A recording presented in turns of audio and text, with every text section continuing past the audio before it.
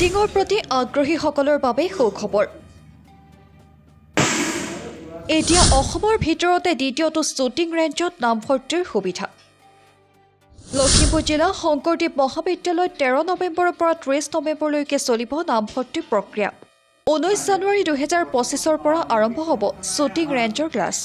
উল্লেখযোগ্য যে উত্তৰ পূৰ্বাঞ্চলৰ ভিতৰত সকলো শিক্ষা অনুষ্ঠানৰ একমাত্ৰ শ্বুটিং ৰেঞ্জ থকা লখিমপুৰ জিলা শংকৰদেৱ মহাবিদ্যালয়ত পুনৰ আৰম্ভ হৈছে নামভৰ্তি প্ৰক্ৰিয়া। যথেষ্ট উন্নত মানৰ সা সঁজুলিৰে সমৃদ্ধ এই শ্বুটিং ৰেঞ্জৰ পৰাই হৃদয় হাজৰিকা আদি কৰি কেইবাগৰাকীও খেলুৱৈ ৰাষ্ট্ৰীয় আৰু আন্তঃৰাষ্ট্ৰীয় পৰ্যায়ত সফলতা অৰ্জন কৰিবলৈ সক্ষম হৈছে।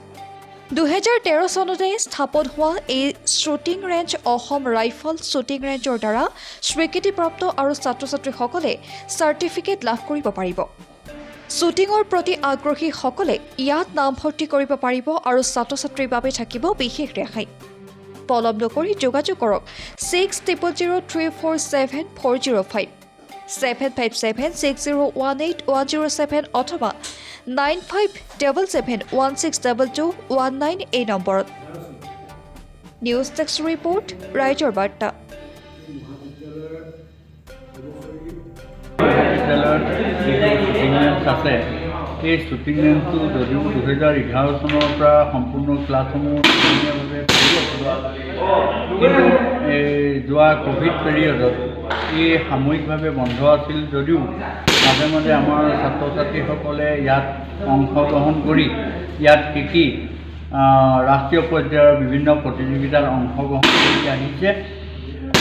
বৰ্তমানে 2022 আৰু 23 বৰ্ষত DMSP ফাণ্ডৰ পৰা এই মহাবিদ্যালয়ৰ এই শ্বুটিং ৰেঞ্জৰ বাবে 20 লাখ টকা আমন্ত্ৰণ দিয়াত আমি ইয়াত যথেষ্ট সা সৰঞ্জাম আৰু ডেভেলপ কৰিব পৰা গ'ল আৰু সেয়েহে পুনৰ 2024 আৰু 25 বৰ্ষত এই নামভৰ্তিৰ আয়োজন কৰি এখন সবল কমিটিৰ যোগেদি আমি আগবঢ়াই লৈ যাব বিচাৰিছোঁ।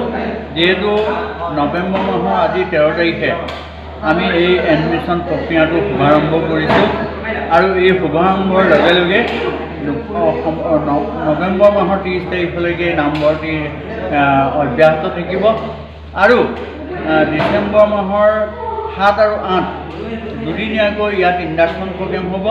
এই ইণ্ডাকশ্যন প্ৰগ্ৰেমৰ যোগেদি আমাৰ যিসকল শিকাৰু ইয়াৰ বাবে প্ৰশিক্ষণ লোৱা ব্যক্তি যিসকল ছাত্ৰ ছাত্ৰী বা বাহিৰৰ পৰা আমি যিসকল নামভৰ্তিৰ সুযোগ দিম সকলোকে আমি ইয়াৰ নিয়মাৱলী আৰু বিভিন্ন কাৰ্যাৱলীৰ সম্পৰ্কে অৱগত কৰিম আৰু অহা 19 জানুৱাৰী তাৰিখৰ পৰা অন্যতমে ইয়াৰ পাঠদান হ'ব আৰু এই পাঠদানৰ বা প্ৰশিক্ষণৰ সময়ছোৱাত যিসকল ছাত্ৰ ছাত্ৰীয়ে ভাল পাৰদৰ্শিতা দেখুৱাবলৈ সক্ষম হ'ব তেওঁলোকক আমি ৰাষ্ট্ৰীয় পৰ্যায় বা আন্তঃৰাষ্ট্ৰীয় পৰ্যায়লৈ পঠিয়াব পাৰিম বুলি আশা কৰোঁ।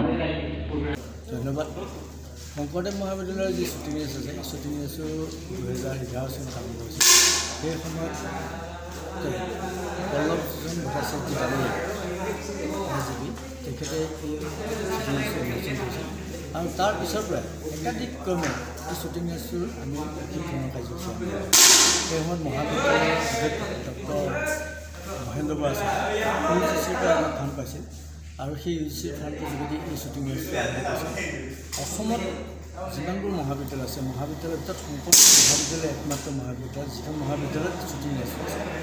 শ্বুটিং ৰেঞ্জৰ প্ৰথম অৱস্থাত আমাক প্ৰশিক্ষণৰ দায়িত্ব দিছিলে আমাৰ দুজন ব্যক্তি, ডক্টৰ ৰাকেশ শৰ্মা আৰু আমি এই মৰ্মে কাহিলীপাৰাস্থিত ফুড বেটেলৰ যি শ্বুটিং ৰেঞ্জ আছে নৰ্থ ইষ্টৰ প্ৰথম আমি শ্বুটিং ৰেঞ্জত এমহীয়া প্ৰশিক্ষণ আমি গ্ৰহণ কৰিছিলোঁ আৰু সেই এমহীয়া প্ৰশিক্ষণ গ্ৰহণ কৰাৰ পিছত আমি পৰৱৰ্তী সময়ত আমি বা আমাৰ মহাবিদ্যালয়ৰ বাহিৰৰ ছাত্ৰ ছাত্ৰীসকলক আমি তাৰমানে প্ৰশিক্ষণৰ ব্যৱস্থা কৰিছোঁ আৰু আমাৰ এই মহাবিদ্যালয়ৰ এই যি শ্বুটিং ৰেঞ্জ আছে শ্বুটিং ৰেঞ্জটোৱে নৰ্থ ইষ্টতো বাঢ়ি দিয়ক সমগ্ৰ ভাৰতবৰ্ষত প্ৰতিষ্ঠিত হ'বৰ কাৰণে চেষ্টা কৰিছিল পাইছিল সুবিধা।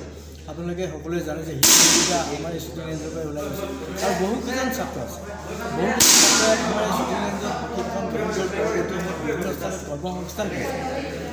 বাবুল হাজৰিকা, ধনিষ্ঠা, জননী নৰহ, তাৰপিছত ৰাকেশ থাপা কেইবাজন ছাত্ৰই আমাৰ এই শ্বুটিং ৰেঞ্জৰ পৰা প্ৰশিক্ষণ লৈ তেওঁলোকে বিভিন্ন ধৰণৰ সংস্থাপনৰ সুবিধা পাইছে। গতিকে আমি ভাবোঁ পৰৱৰ্তী সময়ত আমি এতিয়া প্ৰকৃত সময়ত অকণমান কেইদিনমান অলপ আছিল যদিও পৰৱৰ্তী সময়ত আমি কম পৰিমাণে হ'লেও আমাৰ শ্বুটিং ৰেঞ্জটো চলি আছে। আৰু এতিয়া আমাৰ কিছু সা সৰঞ্জামৰ অভাৱ আছে, সেই সা সৰঞ্জাম অসম চৰকাৰে সমাধান কৰি দিছে। গতিকে আমাৰ যথেষ্ট এতিয়া সা সৰঞ্জাম হৈ গৈছে। গতিকে আমি অতি সুন্দৰকৈ আমি এই শ্বুটিং ৰেঞ্জটো এতিয়া চলাব পৰা ব্যৱস্থা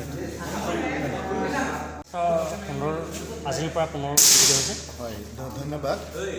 যিহেতু আমাৰ শ্বুটিং ৰেঞ্জটো আৰম্ভ হৈছিল, প্ৰেক্টিকেলি আৰম্ভ হৈছিল 2013 পৰা আপ টু 2019 ধুনীয়াকৈ চলিল। আমি 2019ত অৰুণাচলৰ ষ্টেট অলিম্পিক আমি ইয়াত দুবাৰ পাতিছোঁ। আফটাৰ ক'ভিড আমাৰ তেতিয়া মোটামুটি বন্ধ হৈ গৈছিল। এতিয়া বিফৰ ক'ভিড ইট ৱাজ মানে কি আছিল মেনুৱেল। এতিয়া ছাৰৰ মানে যিখিনি ডিচিশ্যন ল'লে আমুক ল'লে ডিচিৰ লগত কথা পাতি এমপিৰ লগত কথা পাতি এটা ফান আনিলে। এতিয়া আমি মেনুৱেলৰ পৰা কি কৰিলোঁ, আমি শ্বুটিং ৰেঞ্জটো আমি ডিজিটেল কৰিলোঁ। এতিয়া আমাৰ হাতিয়াৰ যিটো আমি কওঁতে হাতিয়াৰ যোনটো ৰাইফল আছে আমাৰ এতিয়া 4টা, পিষ্টল আছে 4টা, পিলেটছ আছে আৰু লগতে আমাৰ পাম্পিং গোটেই ইনষ্ট্ৰুমেণ্ট আছে, AC 2টা আছে। Everything is okay two up to the mark. Thank U.